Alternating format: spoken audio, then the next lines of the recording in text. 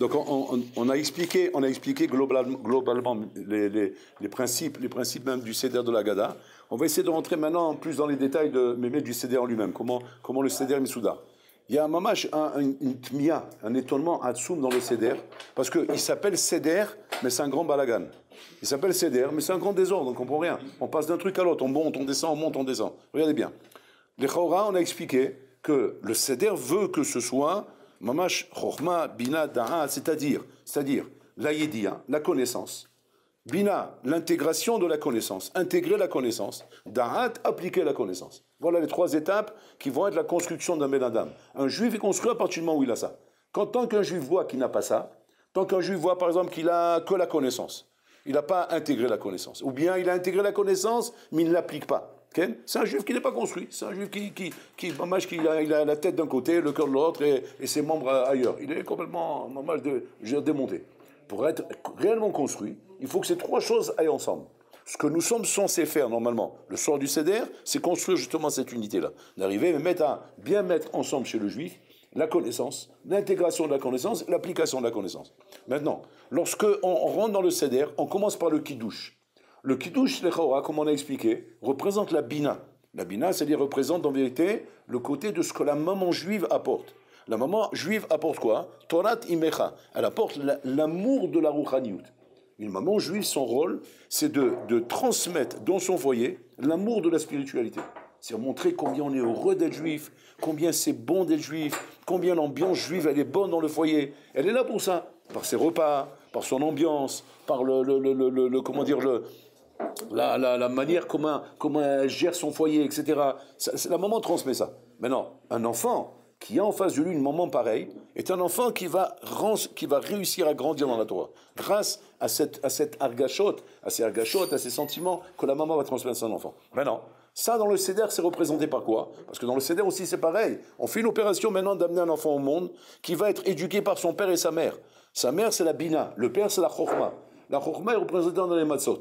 La Bina, c'est les verres. Très bien. Le verre de Kiddush que je commence à boire, c'est quoi? C'est Bina. On vient me donner la Bina ici. C'est quoi on vient me donner la Bina? On vient me faire intégrer mes connaissances. Mais j'ai rien appris encore. Intégrer quoi? Tu vas dire, maintenant intègre ce que je t'ai dit. Intègre quoi? Je n'ai rien dit. Ce que je vais te dire plus tard. Intègre ce que je vais te dire plus tard. Mais attends, mais pour intégrer, il faut que tu me dises de quoi on parle ici. Ici, qu'est-ce qu'on est en train de faire en fait? Bololam est en train de faire sortir le Ben Israël Biripazol. C'est-à-dire qu'il y a un phénomène pareil. Lorsqu'on parle de la noix de la tchouva, par exemple, on voit le phénomène de la tchouva. Aujourd'hui, c'est comme ça que ça marche. Tu prends un bonhomme, tu l'amènes dans un séminaire, tu vois, Shabbat plein, etc., tu amènes des bonhommes là-bas, des conférenciers, ils commencent à débiter des conférences, oui. Qu'est-ce qu'ils font en fait? En fait, ils leur donnent de la bina. En fait, ils leur font intégrer les notions de la Torah. Ils leur disent, regardez cette façon de voir la chose. Regardez cette facette de la Torah. Regardez cette loi de la Torah, comment je vous la fais voir.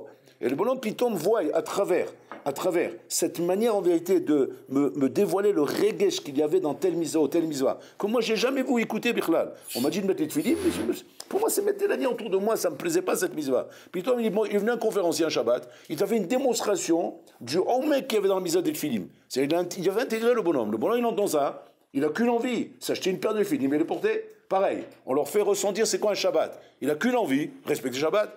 On leur fait ressentir c'est quoi la cacheroute. Il n'a qu'une envie, manger cachère. Comment on appelle ça? Bina.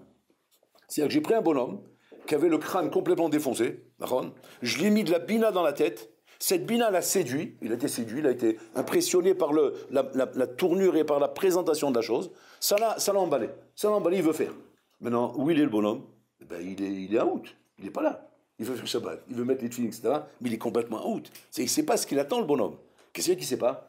Entre ce que tu ressens maintenant, au moment que tu es dans ton séminaire, et entre ce qui va se passer dans la réalité des choses, lorsque tu vas aller sur la route, mais c'est un autre monde. Parce que dès que le séminaire va se terminer, on va nettoyer les tables et on va ranger le matériel, tu vas te retrouver face à toi. Tu vas te retrouver où? Face au karpas. C'est quoi le karpas? Ce qui va suivre tout de suite derrière. C'est Katnout des Mouchin. Le karpas, c'est Katnout des Mouchin. C'est-à-dire c'est un petit maror. Un petit maror parce qu'il y a le grand maror et le petit maror. Ouais. Le petit maror, c'est le karpas. C'est Katnout des Mouchin. Qu'est-ce qu'on appelle Katnout des Mouchin? Alors, d'abord, qu'est-ce qu'on appelle Mouchin? On va expliquer d'abord c'est quoi Mouchin. Mouchin, c'est Tfissat Adam. Un homme qui n'a pas de Tfissa dans la vie est un homme qui n'a pas de Mouchin. C'est-à-dire qu'il n'a pas de Tfissa, il n'a pas d'entendement. Il n'entend rien. Il n'entend rien. Le bonhomme, il est dans son monde, Son monde, c'est métro, boulot, dodo, gagner de l'argent, mettre de l'argent de côté, s'acheter des villas, s'acheter des voitures, aller en vacances, faire du ski, aller à la mer en été, ski en hiver, printemps là-bas, et ici comme ça, et ici comme ça. C'est un bonhomme, Pachout, il n'a pas de mouchine. Tu ne peux pas appeler ça un homme qui n'est pas religieux. Aujourd'hui, ils leur ont donné des statuts pour faire bien, quoi. Ça les rend intéressants, quoi. Genre, non, moi je suis religieux, moi je suis Datiloumi, moi je suis Hardal, moi je suis le moutarde, moi je suis comme ça et comme ça. Chacun avec son truc. Mais les Maaser à Botaï, les Maaser, les bonhommes, c'est pas vrai. C'est pas, c'est ni Hardal ni Harissa. C'est pas ça ton problème. Ton problème, c'est que tu n'as pas de mouchine, c'est ça. C'est quoi, alors il va te dire, c'est quoi, j'ai pas de mouchine? Ben, tu n'as pas de fils à Trahim. Fils à Trahim, c'est tu n'as pas d'entendement dans la vie. Tu ne te poses même pas des questions de savoir pourquoi ce monde a été créé. Arrête, tu dis que tu crois en Dieu. Oui, je crois en Dieu. Où il est Dieu? Où il est ce Dieu dont tu crois? Eh ben, il est dans le ciel. Quoi, tu l'as mis à la Gnisa, c'est fini, avec ça tu as réglé ton problème? Mais tu rigoles, quoi. Mais Hachem, il existe, il est là dans ta vie. Ce bonhomme n'a pas de mouchine. Il a fait moi. Donc, il faut d'abord lui mettre des mouchines. Comment lui mettre des mouchines? Pour mettre des mouchines à quelqu'un, il faut commencer à le défoncer de bina. C'est-à-dire que quoi? Ben, il faut d'abord faire le kidouche. Faire le kidouche, c'est le défoncer de bina, c'est lui rentrer maintenant, en vérité, une impression sur l'intégration des choses que je vais te transmettre. Mais j'ai transmis avec tellement de tam, tellement de goût, tellement comme une maman. Alors, automatiquement, le bonhomme, il est séduit. Il dit, ça me parle ce que vous dites. Je ne sais pas de quoi vous me parlez là, mais ça me parle. J'aime ce discours, j'aime les choses que vous me présentez ici. Ça a l'air d'être beau. C'est beau, peut-être que c'est beau. Mais le problème, c'est quoi? C'est que c'est le ratsouille, c'est ce que tu voudrais. Mais dans la réalité, Habibi, tu n'es pas là-bas. Tu n'as pas de mourine. Il faut que je te mette des mourines dans ta tête. Il faut que je te rende de l'entendement dans ta tête. Maintenant, qu'est-ce qui dérange l'homme à rentrer dans l'entendement dans sa tête? Qu'est-ce qui va déranger l'homme, Rabotaï? Accepter que cette beauté de la Torah que je te présente peut être vécue. Parce que c'est beau, c'est une chose, mais vécu, c'est autre chose. Vécu, c'est une autre partie de c'est un travail. C'est changer ma vie, changer mes gnanis, rouler. C'est difficile, ça. Alors, qu'est-ce qui se passe? Ce qui se passe, simplement, c'est que tu n'as pas d'entendement. Alors, j'ai peut-être des entendements. L'entendement se divise en deux parties. Il y a Katnou des Mouchin, Gadlou des Mouchin. Katnou des Mouchin, c'est-à-dire petit entendement. Et il y a grand entendement. Petit entendement, c'est quoi? C'est que le bonhomme, il a Katnou des Mouchin. C'est-à-dire qu'il arrive un peu à comprendre. Mais pas beaucoup. Il ne peut pas aller très loin. Quand tu lui dis, tu expliques ce que la Torah implique, ce que ta Emouna implique. Tu as de la Emouna Hachem, regarde ce que ça veut dire, regarde ce qu'il faut faire maintenant avec ça. Attends, c'est trop loin, c'est trop difficile pour moi. Moi, Shabbat, c'est le kidouche. Ouais, le kidouche, voilà, on fait le kidouche, c'est pas le problème. On se met à table, à la rigueur, on est devenu un peu religieux, on fait Netila. Après, ça s'arrête là. Après, j'allume la télé, je fume ma cigarette, etc. Je me balade, je prends ma voiture, je fais des cours, je reviens, etc. C'est ça mon Shabbat. Chacun sa façon de voir les choses. On appelle ça Katou des Mourim. Katou des Mourim, c'est le fait de croire que je peux donner une mesure à la vérité. J'ai une vérité, je lui donne une mesure. Je dis, je connais Adkan la vérité, pas plus que ça. Asma, c'est ma façon de voir les choses. J'ai bien le droit de voir les choses comme moi je les vois. Ça, c'est vrai quand tu parles de chocolat. Mais quand tu parles de vérité, c'est tout ou rien. Une vérité, il n'y a pas 10% de vérité, 20% de vérité, 30% de vérité. C'est ou une vérité ou ça n'est pas une, c'est tout. Maintenant, d'un côté, tu es embêté, toi. Pourquoi tu es embêté? Parce que maintenant, quand tu as fait goûter, tu te rends compte qu'il y a une vérité. Tu te rends compte que tu ne peux pas lâcher. Et ça, c'est les juifs traditionnels à Boutaï. Ces juifs ont été qui ont un pied dehors, un pied dedans. Un pied dehors, un pied dedans. Ils ont un pied dedans qui ne peut pas sortir. Et le pied dehors qui ne peut pas rentrer. Donc ils sont écartelés, en fait. Ils sont écartelés. Il a le verre qui douche d'un côté et la nana de l'autre côté. Qu'est-ce que je fais, non? Yo, ma si. Comment tu fais pour régler ce truc-là? Elle, lâche-la. Non, je ne peux pas la lâcher. Alors lâche-le, parce qu'il douche au moins. Non plus, je ne peux pas le lâcher. On va s'arranger avec les deux. Maintenant, ce principe existe quand on a Katon des Mouchines. Un bonhomme qui a Katon des Mouchines n'est pas dérangé par ça. N'est pas dérangé d'avoir un pied là et un pied là. Il vit avec ça. Ça ne le dérange pas. Maintenant, on lui montre qu'il y a des styrotes, mais il n'est pas dérangé par les styrotes. Pourquoi? Parce qu'il est Katan. Il est Kato des Mouchines, comme un enfant. Un enfant, tu lui montres par exemple, tu ne dois pas taper ta sœur. Maintenant, lui, il ne comprend pas. Il est conscient qu'il ne faut pas frapper. Maintenant, quand il a envie de frapper, il frappe.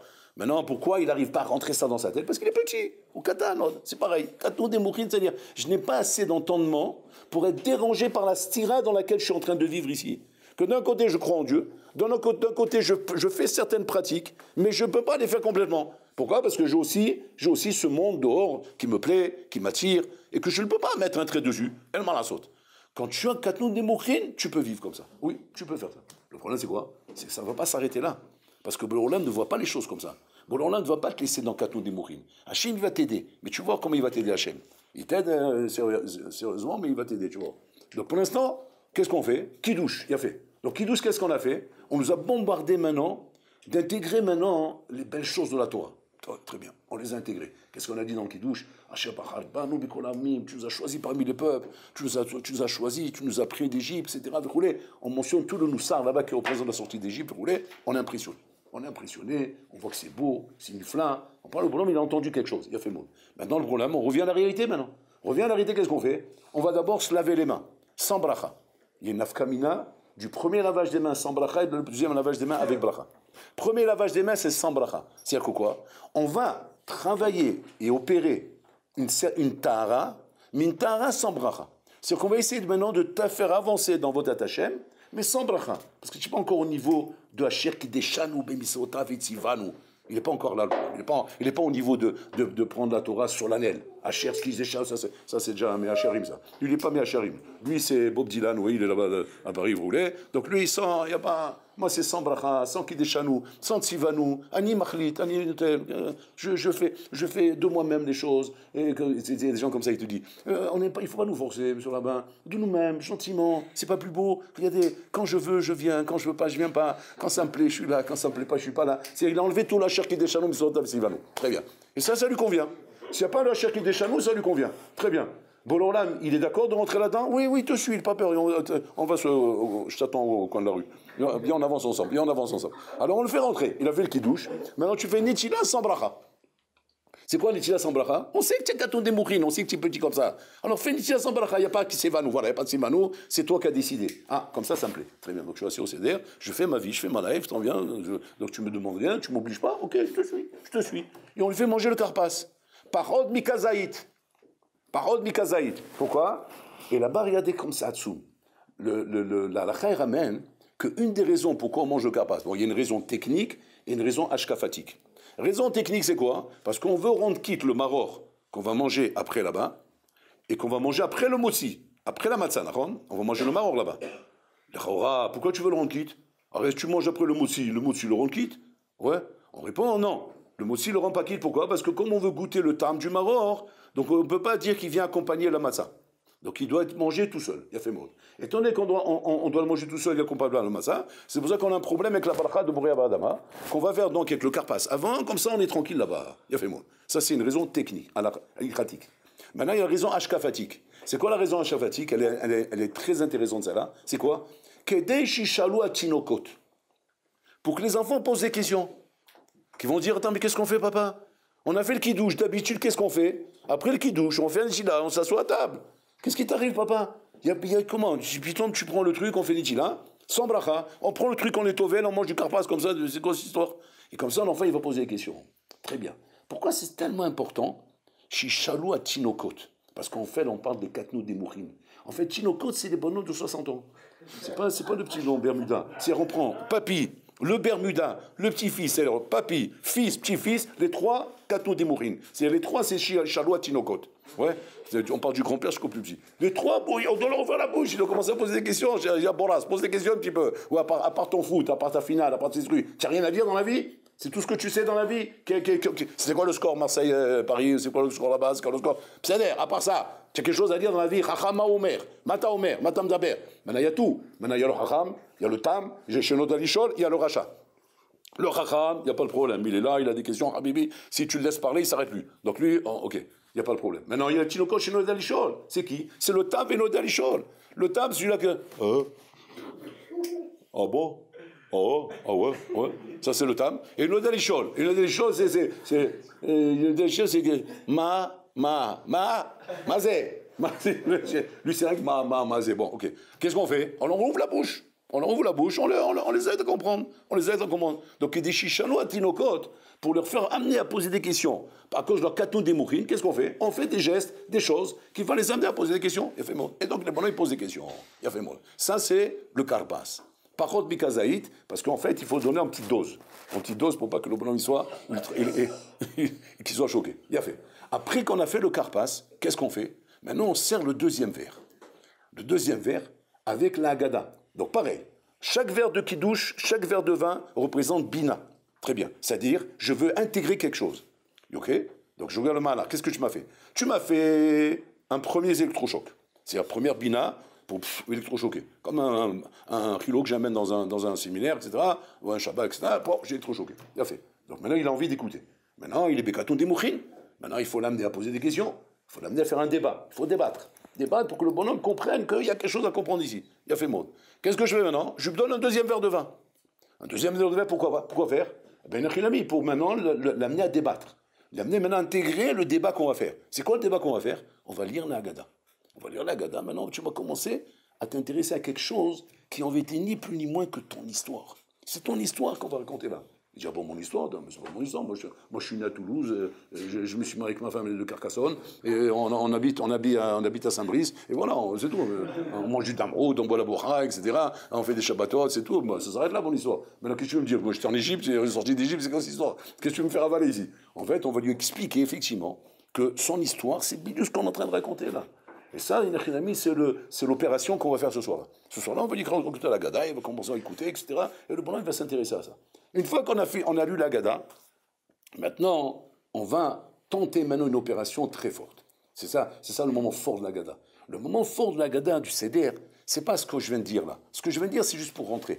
Le moment fort du Seder, et ça nous intéresse même à nous. Même le Chacham, ça l'intéresse. C'est quoi? C'est qu'en fait, on va te servir maintenant un troisième verre sur lequel tu vas dire maintenant le Birkat Hamazon, et un quatrième verre sur lequel tu vas dire le Hallel. C'est là l'opération. L'opération, c'est-à-dire que c'est là qu'on va voir si tu es passé à Gadlou des Moukhine ou pas. C'est là qu'on va voir si tu es réellement sorti d'Égypte ou pas. Et ça, tu le vois le soir du Seder. Ça, c'est Hatsoum. C'est Hatsoum. C'est un Rizal Mefouach. Il dit chaque homme peut voir maintenant s'il est sorti d'Égypte. Il peut voir sur place. C'est pas genre juste symbolique, juste des signes, juste pour te donner juste une notion, mais ça va pas plus. Non, c'est pas que symbolique. Tout ce qu'on est en train de parler à Botaï, c'est Chazal qu'on institué avec le Chorma, ce que la Torah nous a dévoilé dans les sodos de la Torah. Le Ta'alir, c'est la manière comme on doit avancer pour sortir d'Égypte, même à notre époque. Maintenant, ce qui va nous montrer effectivement qu'on est arrivé à ça, c'est le troisième vers et le quatrième vers. Le troisième vers et le quatrième vers va nous servir. Le troisième, pour faire le Birkat Hamazon, c'est après qu'on a mangé la matzah, après qu'on a fait tout ce qu'on a fait avec le maror, etc. Le maror en lui-même, Rabotai, qui est, avant de parler du troisième vers, le maror, Rabotai, qui est une pièce très importante, parce que maintenant, le maror, c'est lui qui va te préparer au Gadlou des Mouchim. C'est bizarre. C'est bizarre que tu aies pris le maror pour me préparer à Gadlou des Mouchim. C'est-à-dire que qu'est-ce que tu es en train de me faire comprendre, si je suis un peu haram, que Gadlou des Mouchim veut dire bonjour les dégâts. Parce que maror, c'est ça. Maror, c'est pour m'apprendre la vie amère. Donc c'est bonjour les dégâts. C'est-à-dire Katou des Mouchines, ça peut aller. Genre tu peux t'arranger. Maintenant, Gadlou des Mouchines, c'est bonjour les dégâts. C'est-à-dire maintenant je vais te faire rentrer dans le monde d'Hachem. Dans le monde d'Hachem apparaît comme du maror. Il n'apparaît pas comme du charoset. Il apparaît comme du maror. On met un peu de charoset dedans, pour être mématek les dinim, pour alléger un petit peu. Mais il ne faut pas que ça soit mévatel le tam du maror. Attention. Et là, c'est là qu'on se fait des nœuds. Regardez bien. Il y a ceux qui vont te mettre beaucoup de charoset dans le maror. Ils vont te faire un sandwich de maror. Il est bon. En fait, la salade, c'est juste pour tenir charoset. C'est même en fait, il a fait barha levatala, même à le maror, même à maror, laisse tomber, ça, pose ça ici, mange du charoset et va dormir. Sinon, il va faire barha levatala, on a rien gagné avec celui-là. Qu'est-ce qu'il faut faire alors? Il faut prendre le charoset, le maror, il faut juste le secouer bechlan. Parce qu'on veut juste qu'il soit à peine humecté par le charoset. Tu veux manger du charoset? Attends après. Après, tu vas manger du charoset. Mais maintenant, pour l'instant, c'est une procédure très importante. Où on veut juste l'humecter un petit peu. Mais le ikar, c'est du marron. Il faut que tu sentes le marron dans la bouche. Il faut que tu sentes l'amertume qu'il y a dans ta bouche. Tu vas me dire, oh, quel rapport? Quel rapport cette amertume du marron avec la gadlou des mouchim, avec l'entendement grand que tu peux me parler? Le chora quoi? C'est-à-dire que la vie de la Torah, la vie avec Hachem est une vie amère? Oui, comme ça elle apparaît. Comme ça elle apparaît. Et c'est pour ça que les gens ont peur. Les gens ont peur de rentrer dans une vie de Torah, parce qu'ils voient ici devant une vie austère. Une vie austère, une vie noire, une vie où on a l'impression qu'on est privé de choses, on est privé du Rolamazé. Le Rolamazé nous plaît, le Rolamazé est attirant, le Rolamazé c'est le charoset. Il est bon, il est doux, on a envie de l'avaler. Maintenant, qu'est-ce que tu me dis? Non, reste dans le maror. Attends, même du charoset quand même. Oui, d'accord, alors juste un petit peu trempé. Mais moi bien, non, touche pas. Si tu fais ça, tu as pourri ton marron. Il n'y a plus de marron. Tu dis, d'accord, mais moi je veux pas que ce soit du marron. Moi je veux que ce soit doux. Non, si jamais tu veux que ce soit doux, tu repartis dans le Carpasse. C'est tu es des mourides. Tu as des petits entendements. Tu vois l'or lamazé comme un tachlit, comme un but. Et de cette manière-là, tu ne peux pas sortir d'Égypte. Parce que c'est ça le but pour toi. Tu vas dire alors où tu veux m'amener? Je veux t'amener vers l'or Mahémet. Je veux t'amener vers la vérité absolue. La vérité absolue, c'est Akadosh Baruch Hu. Seulement, ça paraît comme du maror. Qu'est-ce que ça veut dire que ça paraît comme du maror? Rentrer dans le chemin d'Hachem, sortir d'Égypte, il faut de la Emouna. Emouna Rabotai, c'est Gadlou Demourin. Là, on rentre dans Gadlou Demourin. Avoir de la Emouna, c'est Gadlou Demourin. Pourquoi? Pour avoir de la Emouna, il faut avoir Gadlou Demourin. Pour avoir une petite Emouna comme le Karpas, tu n'as pas besoin de Gadlou Demourin. C'est quoi la petite Emouna du Karpas? Je crois en Dieu. Oui, il est Dieu dans le ciel. C'est haut. Et moi, je suis là en bas. C'est très bien. À partir de là, je n'ai pas besoin d'avoir une grande émouna. Petite émouna comme ça me suffit. Mais quand on parle d'une grande émouna, à ce moment-là, c'est marrant. C'est quoi une grande émouna? Une grande émouna, c'est d'être mamine que tout ce qui t'arrive dans la vie, à Kol et Tova. Oui, ils ont fait une chanson sur ça. À Kol et Tova. C'est bien. Ça, le bonhomme, il dit, attends, je ne peux pas dire surtout à Kol et Tova. Il y a des choses dans la vie qui font mal. Il y a des choses dans la vie que je ne peux pas appeler ça les Tova. Comment tu veux dire c'est les Tova, ce truc-là? À Kol et Tova. C'est-à-dire que c'est perçu comme du maror. Aval en vérité, c'est une tova. Regardez, un sippo que la Gemara ramène. La Gemara ramène qu'il y a un sippo qui s'est passé à l'époque de Nahum Mishgamzou. Nahum Mishgamzou, c'était le maître de la Rabbi Akiva. À cette époque-là, le roi des Goïm, là-bas, chez les Romains, avait voulu faire une xéra sur Am Israël.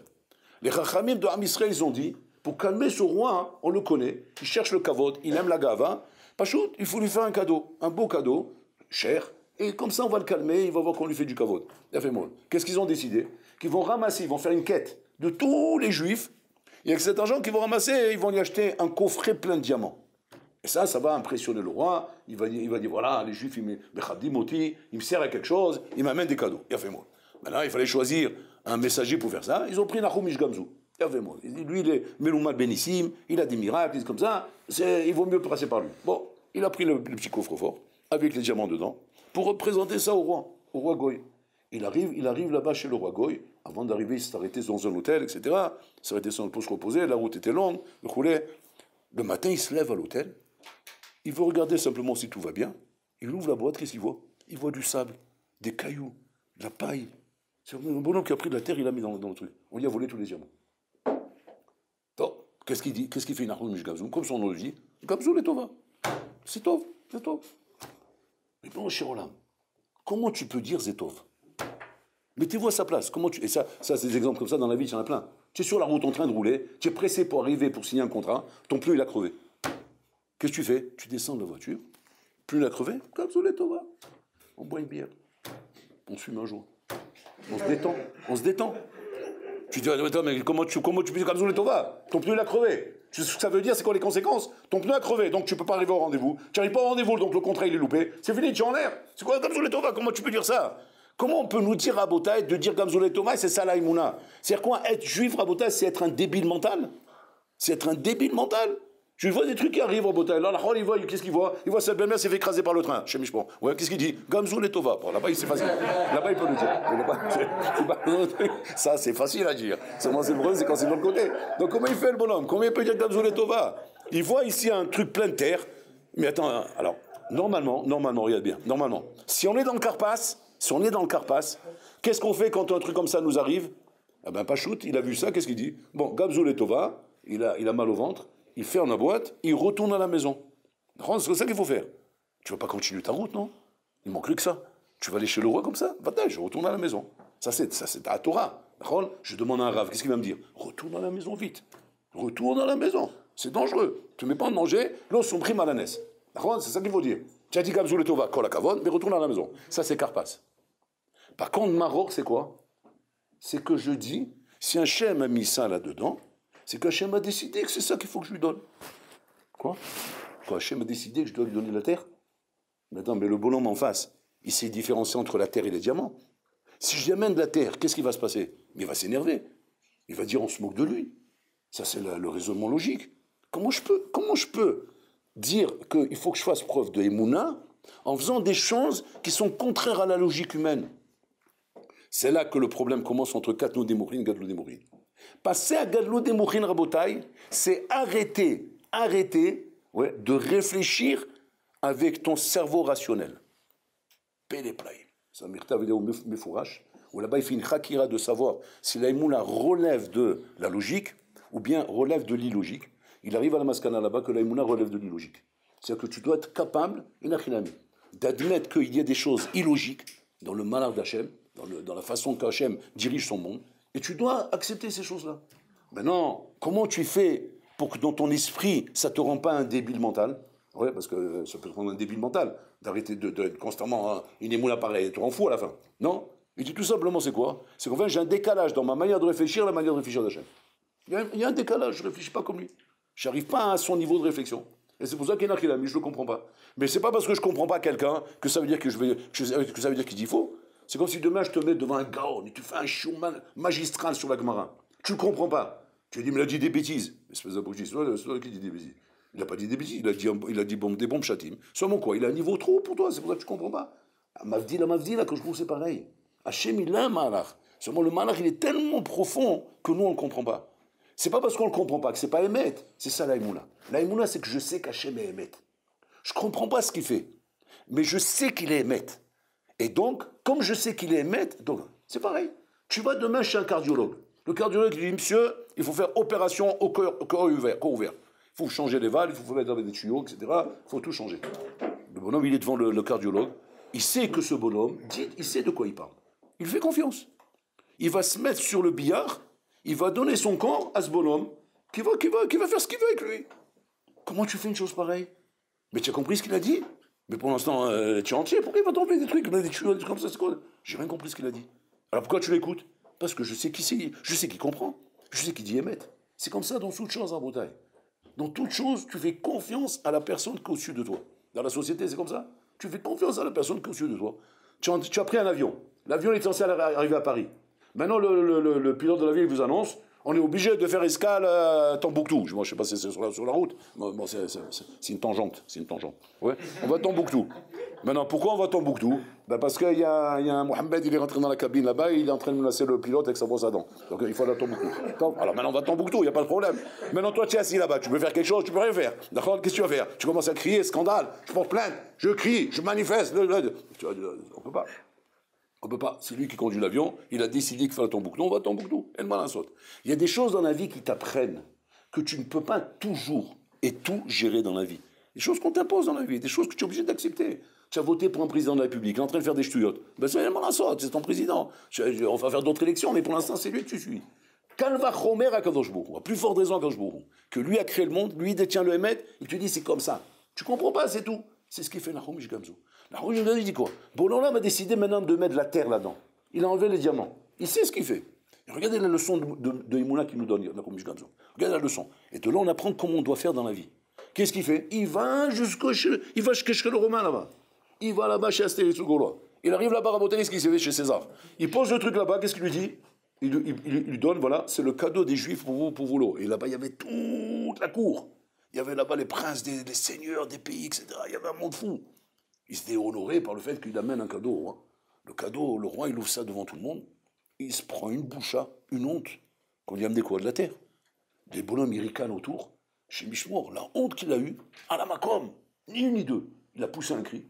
Vous êtes tous condamnés à mort. Tous les juifs condamnés à mort, le premier c'est toi. Donc il a pris Nahum Ish Gamzu, allez le pendre. Maintenant, qu'est-ce qu'il fait Nahum Ish Gamzu? Ça c'est deuxième épreuve de Emouna. Gamzu le Tova. Alors là, ça va plus. Que tu as dit Gamzu le Tova là-bas, j'avais du mal de suivre. Seulement tu m'as expliqué que, comment tu m'as dit, on ne comprend pas. Donc pour l'Olam, il y a des cheshbonot, on ne comprend pas. Il a fait. Donc comme l'avion, il va là, bon, on ne comprend pas, on suit. Attends, mais là, tu ne peux pas me dire que ça, c'est les Tova. Quoi, c'est les Tova que l'empereur romain veut te tuer, veut tuer les Juifs, veut tuer tout le monde. C'est les Tova, ça? C'est les Tova. Pourquoi c'est les Tova? Parce que je ne comprends pas. Je ne comprends pas pourquoi il veut faire ça. Je ne comprends pas ce qu'Hachem a dans son programme. Mais moi, je dois être mamine que Hachem fait ça, les Tova. Bon, d'accord. Alors, j'avance, ok. Qu'est-ce qu'il fait? Il lui met ça entre les mains. Il dit, voilà, c'est ça le cadeau. Maintenant, il ne lui a pas raconté. Mais il y avait des diamants dedans. On s'excuse, monsieur le roi. Il y avait des diamants, et les diamants étaient volés. Ils ont mis la terre, mais je vous amène la terre. Il fait pas ça. Il lui dit même pas qu'il y avait des diamants. Il lui fait croire que c'est ça le cadeau qu'ils lui ont donné les Juifs. Il va loin. Et c'est comme ça qu'il faut faire dans la vie. C'est-à-dire, prenez ça. Dommage, j'ai pas vraiment d'exemple dans la tête, là, mais je vous donne un exemple où ça doit se passer comme ça. Si tu fais comme ça, tu vas réussir. Tu fais pas comme ça, tu vas déraper. Tu vas déraper parce qu'à un moment donné, tu as rentré ta tête. Tu as rentré ta tête, tu as rentré ton raisonnement. Ton raisonnement a dérangé. A dérangé dans le talir, dans l'événement, comme Hachem voulait que ça se déroule. Tu as dérangé, dommage, tu as loupé, tu as fait un dérapage. Laisse faire Hachem jusqu'au bout. Donc, le roi, il est énervé. Tout de suite, il rentre là-bas, un conseiller du roi. La Gemara dit que c'était Elionavi qui s'est déguisé en conseiller du roi. Et il dit, pourquoi vous énervez? Il dit, mais regarde ce qu'ils m'ont donné de la terre. Mais, vous savez, il y a une légende chez les Juifs qu'Abraham Avinu, il avait une terre miraculeuse avec laquelle il faisait des guerres contre ses ennemis. Et cette terre se transformait en flèches, en épées, etc. Il dit, bon, quoi, tu veux me dire que c'est peut-être ça la terre? Bon, on ne sait jamais. Il faut essayer, non? Maintenant, il regarde il Khumish Gazou. Il dit, c'est ça la terre? Il dit, je ne sais pas, essayez. Il ne prend pas la tête, donne-le toi. Donc qu'est-ce qu'il fait le roi? Il appelle son chef de guerre. Viens ici, toi. Donc le chef de guerre, il arrive. Il dit, tu sais la guerre qu'on a là-bas, la guerre de 100 ans là-bas, les croisades là-bas. Ça fait 100 ans que ça dure, il n'y a pas moyen qu'on termine là-bas. Ouais. Tu vas prendre ce truc là-bas, ouais. Tu vas aller tout seul, toi, faire la guerre, puisque Abraham Avinu, il était avec Eliezer, donc il n'y avait pas besoin de personne. Tu vas là-bas, tu vas prendre la terre et on va voir. Toi, il part. En attendant, ils emprisonnent Nahum Gazou, ils attendent. Le bonhomme, il revient, il vient 3-4 heures après, ou un jour après. Il dit, faut un l'air. Atsoum. Il dit quoi, Atsoum? Qu'est-ce qui se passe? Tous morts. Il dit, tu es devenu fou, je te prends le premier. Fais attention. Il dit, non, mais laisse voir. Tous morts. Il dit, quoi, qu'est-ce que tu as fait? J'ai pris la terre, comme vous avez dit. J'ai commencé à la lancer. Ça se transformait en flèche, en sable, n'importe quoi. Mais il fallait voir. Il tombait comme des mouches. Moi seul, Rambo. Il commence à y croire, le bonhomme. Il commence à y croire. Il a commencé à faire le malin. Bon. C'est-à-dire qu'au il s'est vu qu'effectivement, quelque chose de Ratsoum. Qu'est-ce qu'il a fait, le roi? Il était tellement content de ce qu'il a reçu. Et deuxièmement, effrayé par l'idée de dire, c'est un peuple redoutable. S'ils ont des trucs comme ça, ils m'envoient une petite cassette. Imagine-toi ce qu'ils ont là-bas, par le Manan. Donc il ne faut pas se frotter à eux. Qu'est-ce qu'il a fait? Il a rempli 3 camions à rabotaille. Il n'y a pas des exigences, de diamants. Il a donné à une Arouge Gamzou. Il est rentré avec ça. Regarde un peu. Gamzou les Tova. Gamzou les Tova, c'est-à-dire, imagine-toi qu'il aurait donné la petite cassette de diamants. On va prendre le film du début. Comme toi, tu réfléchissais avec ton Carpas. Où est ton M. Carpas? Il y a M. Carpas et M. Maror. Donc M. Carpas parie que quoi? Que c'était mieux la boîte de diamants. M. Maror, il dit non, c'est mieux la boîte de sable. C'est ça le vico entre les religieux et les non-religieux. Ouais. Et les religieux ne doivent pas faire l'armée. Non, les religieux doivent faire l'armée. Ils ne doivent pas faire l'armée. Ils vont faire l'armée. Bon, ok. M. Carpas, qu'est-ce qu'il dit? Il faut qu'il fasse l'armée. M. Maror, il dit non, il ne faut pas qu'il fasse l'armée. Très bien. Maintenant, logiquement, ils ont raison. C'est M. Carpas qui a raison. Il doit faire l'armée. Pourquoi? Parce qu'il n'y a pas de raison. Il n'y a pas de raison que je reste à l'armée, pas celui-là à l'armée. Ils foutront tous à l'armée. Donc il n'y a pas de raison, on ne comprend pas la logique ici. Mais M. Maror, il te dit, parce que lui, il ne sait pas t'expliquer. C'est pour ça que ça les énerve, les chilonimes. Pourquoi? Parce que l'Achol, il ne sait pas expliquer. Qu'est-ce qu'il me dit? Non, il n'y a pas d'armée, on a étudié la Torah. Mais tu le rends fou quand tu parles comme ça. Pourquoi tu le rends fou? Tu es encore plus fou. Tu es insensé. On a honte d'avoir des bonhommes comme ça dans un pays, mais c'est des dangers publics. Il faut encore colle chez quelqu'un qu'il faut les mettre à l'armée. Pourquoi? Parce que c'est des dangers publics. Si on les laisse en circulation dans un pays, ils sont en train de se multiplier, ces abrutis-là. Démographiquement, donc, dans 10 ans, on n'aura que des melons et des religieux ici. Mais on va mourir, ça va être la mort. Qu'est-ce qu'on fait? Donc ils ont décidé que quoi? Que c'est fini. Il faut les envoyer à l'armée. Ça, c'est M. Carpas. M. Maror, il vient dire non, vous n'avez rien compris. Maintenant, la question est de savoir comme ça. Si on suit M. Maror, on va le suivre, okay? On va le suivre jusqu'au bout. Quoi, vraiment, en suivant M. Maror, il va nous montrer comment il avait raison? Mais bien sûr, parce qu'Hachem te montre comment le Hémet, il est là-bas. Et c'est ce qu'il a fait Nahum Gazou. Ça ne veut pas dire que Nahum Gazou comprenait. Il ne comprenait pas. Il était comme nous, il ne comprenait pas, Bota. Il était comme M. Carpas, qui ne comprenait pas. Seulement, il s'est mis à la madriga de M. Maror. Qui est quoi? Que même si du Maror, il n'y a pas, j'ai la Imouna, Bololam, c'est ce qu'il fait. Tu dis, mais quand tu vas le voir? Eh ben, tu vas le voir à la fin. Et le courage d'aller jusqu'au bout. Le problème, c'est qu'on s'arrête avant. Et ça, dans la vie, vous le voyez. On s'arrête avant l'opération. On s'arrête avant l'événement. Et donc, on repousse chemin.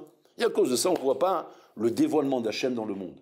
Mais il y a des bonhommes, des tzadikis, des gens comme ça, qui ont eu la Emouna, qui ont été jusqu'au bout des choses. Et quand ils ont été jusqu'au bout, ils ont vu le résultat à la fin. Résultat stupéfiant. Atsoum, aflé va fêler. Il aurait donné la boîte de diamants à Rabota, qu'est-ce qui serait passé? C'est une boîte de diamants. Dans 3 mois, le roi, il l'aurait oublié, il aurait recommencé avec une zéro. Très bien. Qu'est-ce qu'on a fait ici? Quand je vous il a dit, je ne vais pas vous faire des ennuis comme ça. Tous les 3 mois, des boîtes de diamants, boîtes de diamants. C'est vrai, c'est bien, c'est une bonne chose, mais ce n'est pas une solution. Je vais vous solutionner votre problème. Maintenant, tu vas dire, mais pourquoi pour l'homme tu le solutionnes comme ça, tu m'as fait du mauvais sang? Je t'explique. Mon fonctionnement à moi, ce n'est pas le fonctionnement à toi. Pour que tu sois zoré de voir ça, il faut que tu aies preuve de Emouna. Il faut que tu fasses preuve de Emouna, sinon tu ne peux pas avoir le sou de voir ça. Il faut que tu aies confiance en moi. Bon, l'homme te teste ta confiance. Parce que c'est que comme ça que tu auras le mérite de voir ce que je vais te faire. Sinon, tu ne verras pas. Et tu continueras à vivre comme M. Karpas. Mais pour passer à M. Maror, il faut que tu sois Mamine. Nachomish Gamzou, il était Mamine. Il n'a pas posé de question. Qu'est-ce qu'on a gagné? On a gagné que maintenant, 2 choses on a gagné. On a récupéré à Botaï des camions de diamants, mais surtout que maintenant il nous craint. Parce qu'il a vu le sable qu'il y avait ici, il s'est dit, wow, ils sont redoutables ces gens-là, il ne faut pas se compter à eux. On a fini avec ça à Botaï. Ça, c'est une petite histoire parmi des millions d'histoires qui sont parsemées dans les agados du chasse à Botaï, pour nous montrer un petit peu comment Hachem gère son monde. Ces histoires à Botaï, ces histoires qui ont existé, ces histoires qu'on raconte à Botaï, qu'on raconte même à nos enfants. Le problème, c'est quoi? C'est que ce que tu rentres ça dans ta tête, est-ce que tu vis avec ça ou pas? Si tu ne vis pas avec ça, tu as un problème, Rabbi. C'est ça le problème. Le problème, c'est qu'on n'arrive pas à imaginer un Botaï. Combien ces choses-là sont le émet de la vie. Combien sont le émet de la vie. Donc, si tu es arrivé à ce stade-là, si tu es arrivé à cette madriga-là, alors là, tu peux maintenant prendre le 3e verre. Le 3e verre, c'est quoi en Botaï? C'est le verre où tu vas faire le Birkat Amazon. C'est que maintenant, ça ne va plus être à cause de Vetsivanu. Parce que jusque-là, c'était Vetsivanu. Même le Maor, Vetsivanu, Alachilat Maror. Mais quand tu arrives dans le Birkat Amazon, c'est toi qui loues. C'est toi qui deviens Vani Tefilati. Pas Ani Mitsuve Betfila. Vani Tefilati. Ani Tfila. Ani Rotsel Itpala. Ani Rotsel Odot Lachem. Je veux le remercier pour ce chef-d'œuvre qu'il m'a fait découvrir. Il m'a montré sa force et sa puissance. Il m'a montré sa grandeur. Il m'a montré son émet. Donc qu'est-ce que j'ai envie de faire maintenant? De le louer. Donc, si on te voit maintenant faire le Birkat Amazon, Bekavana Hatsuma. Pas comme un Karpas, mais comme un Maror. Un Karpas, comme il fait le Birkat Amazon, Rabotai, le soir du Seder, il le fait à l'arraché. Parce qu'il est fatigué. Il a déjà bu 2 verres, ouais, il a fait la gada, il est tard, etc. Il est fatigué. Qu'est-ce qu'il fait? Il est beau le Birkat Amazon. Beau le Amatsa, lo Yatsa, beau le Birkat Amazon, kol shiken shelo Yatsa. Donc il n'est jamais aussi. Donc il n'est pas aussi. Il a tout avalé, quoi. Il a tout avalé. Ouais. Ce bonhomme-là, Habibi, il n'est pas aussi de Chouva. Beau le Maor, c'est lo Yatsa, beau le Amatsa Yatsa. Mais Birkat Amazon, non, il ne faut pas être beau le auto. Il faut le faire bien. Mais le bonhomme, il n'arrive pas. Il est trop dans sa caton des mourines. Il n'a pas arrivé à décoller. Le bonhomme qui arrive à décoller, qui sort des givres en bouteille, Piton, ils sont une inspiration à Tsuma dans le Birkat Amazon, qui fait mot à mot, Mitlavut Atsuma. Et que lui-même s'étonne. Il dit, mais attends, mais jamais je me connais, les Shabbatot, etc. Après que j'ai mangé la tchoun, ouais, j'ai mangé le srena, ou j'ai mangé tout ce plat, la bourra, etc. Mais le Birkat Amazon, Habibi, mais c'est un œil ouvert, un œil fermé. C'est à l'arraché que je le fais. Mais je ne le fais pas de cette manière. Là, on dirait que je suis en train de faire une amida. L'amida de la Ni'ila, je suis en train de faire. Motamo, bitlavut. Comment je suis arrivé à ça? C'est pas shoot. Il dit, la Rizal, Siman Shiatzatami Misraï. Là, maintenant, ça y est, c'est sorti d'Égypte. C'est sorti d'Égypte, on le voit dans ton Birkat Amazon. Maintenant, où est-ce que maintenant on va le voir encore plus? C'est dans le Hallel. Quand le bonhomme va commencer à prendre son 4e verre, il va commencer à chanter le Hallel. Chanter le Hallel. Là, tu le vois encore plus. Mais où est-ce que tu vas le voir définitivement? C'est Nirsa. C'est quand le bonhomme va commencer à chanter Shira Shirim. Le cantique des cantiques, le chant des chants. Et là, Habibi, c'est l'apothéose. Parce que le bonhomme, il n'est plus là. Il n'y a plus la nuit, le jour, il faut dormir, il ne faut pas dormir, il faut se lever, il ne faut pas se lever, il faut rouler. C'est malgré là-bas, parce qu'on aurait dit on ne va pas dormir, on ne met pas son pyjama et on va dormir. Ah, tu t'es fait nous chéna. Jusqu'à qui tombe le bonhomme, sinon on ne s'arrête pas. Maintenant, à qui tu parles? Tu ne parles pas à un Karpas. Karpas, il n'y a pas un Tartef Shena. Lui, Shena, c'est une fois que je suis allongé dans le lit, là, Tartef Shena. Mais il n'y a pas un Tartef Shena sur la table. Il faut que je mette mon pyjama, je me brosse les dents, je m'assois, je m'installe, je me mets sur la couette, roulette, Tartef Shena. Mais pas une fois quand je suis assis. Quand je suis assis, il n'y a pas, moi je veux dormir. Là, on te dit quoi? Non, tu ne bouges pas de là-bas. Jusqu'à que le sommeil te prend. Pourquoi? Parce qu'en vérité, tu es devenu Tfila. Tu es devenu le Hallel. Tu es devenu la gadlout qu'Hachem attendait ici. Tu as atteint la gadlout des Mouchin, Rabotai. Un homme qui était zoré de ça, le soir de Pessah, sa vie a changé à partir de là. À partir de là, sa vie a changé. Comment elle va changer? C'est simple, tu vas le voir sur le terrain. Tu vas le voir le lendemain. Tu vas le voir pendant Khalamoued. Tu vas le voir après Pessah. Tu vas voir, maman, que Pitom, tu es un autre bonhomme. Tu es un homme qui est sorti d'Égypte. Tu es un homme qui a compris maintenant le but de la vie. Une opération Hatsuma s'est faite ce soir. C'est une opération qui s'est faite.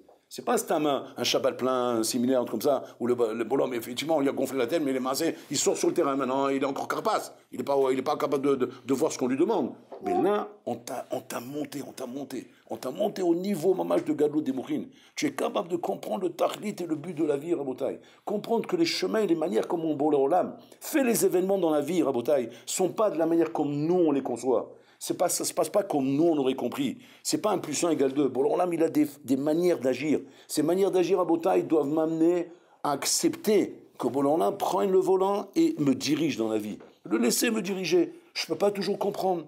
Anilo et Kol Davar. Je ne sais pas ce qu'il fait avec moi, Bolan, mais je sais que c'est à Kol et Tova. Kol et Tova. Comme cette histoire que je vous avais racontée une fois avec ce juif américain très riche, un milliardaire américain à Botaï. Ce milliardaire américain là, c'était un juif qui vivait à Meacharim, à Yerushalayim. Son père c'était un Hassid, vous voulez. Et bon, il a dérapé. Il a changé sa route. Il s'est égaré. Bon, et qu'est-ce qu'il a fait il a quitté Israël. Il en avait marre de cette vie austère, cette vie de Maroc, etc. Qu'est-ce qu'il va? Il est parti en Amérique. Bon, il fallait qu'il rentre en Amérique, qu'il soit accepté là-bas, etc. Vous voulez. Il a connu une Goya. Et il s'est marié avec cette Goya. Ça lui a permis d'avoir son green card pour pouvoir vivre en Amérique. Et il a réussi à rentrer dans du business grâce à sa femme qui connaissait du monde. Il est devenu milliardaire. Une grosse fortune américaine. Très bien. Son père, qui était très, très, très, très triste de ça, ça l'avait brisé à son père.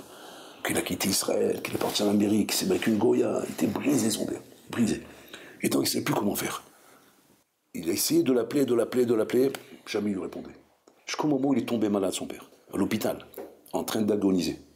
Le médecin qui était là-bas, il a dit, vous êtes en phase terminale, monsieur. C'est vos derniers instants. Vous avez une requête, quelque chose qu'on peut vous aider. Vous avez pas de la famille, vous n'avez pas d'enfant, etc. Il dit, oui, j'ai un fils. Pourquoi il n'est pas là? Il dit, il est en Amérique. Vous voulez l'appeler? Il dit, oui, j'aimerais bien l'appeler. Il lui donne un téléphone, il l'appelle. Il appelle, ça sonne, il ne répond pas à l'autre. Qu'est-ce qui se passe? Il est en réunion. Il est en réunion avec des bonhommes, etc. Il n'a pas répondu. Bon, il n'a pas répondu. En attendant, le père, il est mort. Il a lâché l'âme. Après que le père il est mort, le médecin a pris le téléphone, il a rappelé. Et là, il a répondu. Il dit, oui, excusez-moi, j'étais en truc, qu'est-ce qui se passe, vous voulez? Il dit, voilà, je vous annonce la mort de votre père. Il dit, quoi? Ok, ouais, ben, il vient de mourir, là, il vous a appelé juste il y a 10 minutes, vous n'avez pas répondu. Wow, le fils a été ébranlé par ce qu'on lui dit. Qu'est-ce qu'il a fait? Il est rentré chez lui à la maison, il a pris une petite valise, il dit à sa femme, je dois rentrer en Israël, il dit, qu'est-ce qui se passe? Ben, son père il est mort, il faut que j'aille. Donc il est parti. Il est parti en Israël, il a pu arriver pour l'enterrement, etc. Donc il s'est occupé de l'enterrement. Maintenant, il ne sait plus quoi faire, le fils. Comment je peux rattraper ça? Comment je peux rattraper ce que j'ai fait? Il était brisé de ça. Bon, il a parlé avec un rave là-bas. Et le rave lui a dit, tu sais, maintenant ton père il est mort, il est dans les cieux. Oh, mais c'est là-bas, il t'a pardonné. Il dit, non, il ne peut pas me pardonner. Il dit, pourquoi? Je me suis marié avec une Goya. C'est pas ce que c'est pour mon père, ça. C'est une déchirure. Je sais combien mon père a souffert de ça. C'est moi qui ai tué mon père. Il a pris conscience. Alors, il dit, qu'est-ce que je peux faire maintenant? Et il dit, écoute, regarde, tu sais, il y a le Kotel Malavi. Tu vas au Kotel là-bas, avec ce Kotel, peut-être Hachem va te pardonner. Vas-y au Kotel. Va prier là-bas au Kotel. Il est parti au Kotel. Il dit, tu sais ce que tu vas faire? Tu vas prendre un petit papier, tu vas écrire dans le papier, et avec ce papier, tu vas le mettre dans le Kotel, et mais là, il va écouter tes prières. Tout le monde fait comme ça. Il est parti, il a pris ce petit papier, il l'a mis dans le Kotel. Maintenant, il le met dans le Kotel, il y a un papier qui tombe. Alors il est embêté, il dit, bon, je ne peux pas le laisser par terre. Il a pris le papier, il le remet. Quand il met, son papier à lui tombe. Après il prend son papier, il le remet, le papier il tombe. Il dit, il dit, bon, qu'est-ce que je fais avec ça? C'est pas possible. Qu'est-ce qu'il fait? Il dit, alors il y a un à côté, il dit, c'est embêtant, hein, il y a trop de papier là, c'est vraiment, je sais pas, qu'est-ce qu'ils ont avec ces papiers, mais des papiers, il faudrait nettoyer un petit peu, c'est pas possible. C'est un bonhomme à contrainte de s'énerver. Il a dit, bon, les gens ils croient, ils veulent que le papier soit là-bas. Il dit, vous savez quoi, regardez ce qu'il y a dedans, peut-être c'est un vieux papier, très ancien, tu mets ton papier à toi. Ah bon, il ouvre le papier. Qu'est-ce qu'il voit dans le papier en bouteille? Son père qui l'écrit. Il écrit ce papier, son père pareil, il est parti au côté, il a mis ce papier là-bas, en se disant, bah, peut-être, Hachem, il rahim alenu. Et Hachem, il a laissé le papier là-bas. Qu'est-ce qu'on croit ici? On croit des papiers, le mur, ignanim, tout le monde est tombé. Bon, bonhomme, il fait des scénarios ici. Le bonhomme, il ouvre le papier, qu'est-ce qu'il voit là-bas? Dans le papier, il lui dit comme ça. Il lui dit, mon fils, je ne peux pas t'en vouloir, tu es mon fils, je te pardonne pour tout ce que tu as fait, mais je te demande une chose, n'abandonne pas la religion pour tes enfants. Voilà ce qu'il a dit dans le papier.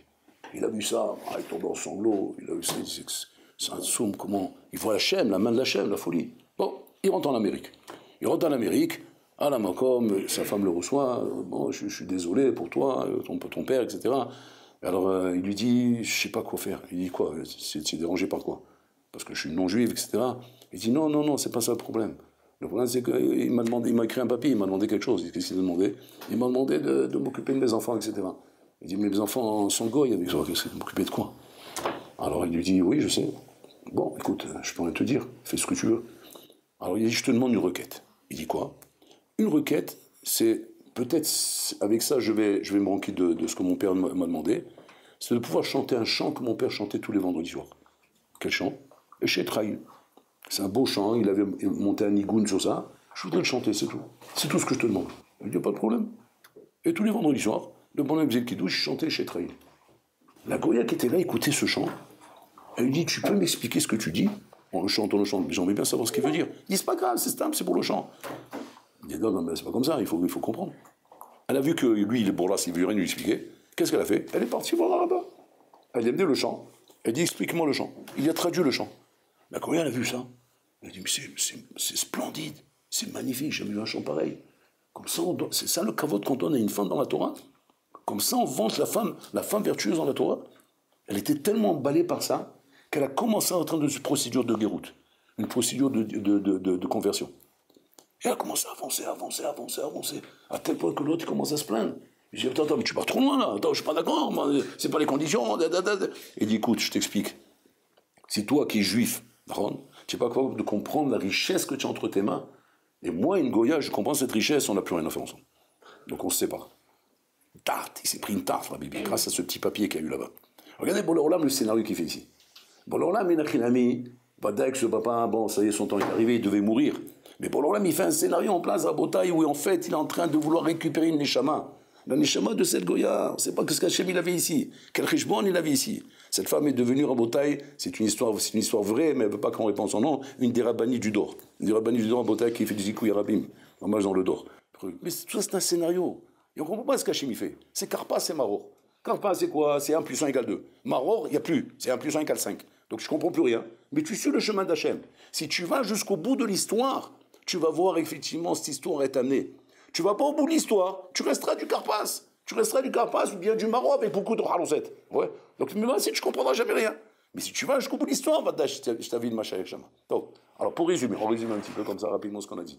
Donc en fait, tout le Seder à Botaï consiste, les Maasé, tout le Seder consiste donc à nous amener, Be'ezrat Hashem, à sortir d'Égypte. Sortir d'Égypte, il y a toute une cérémonie.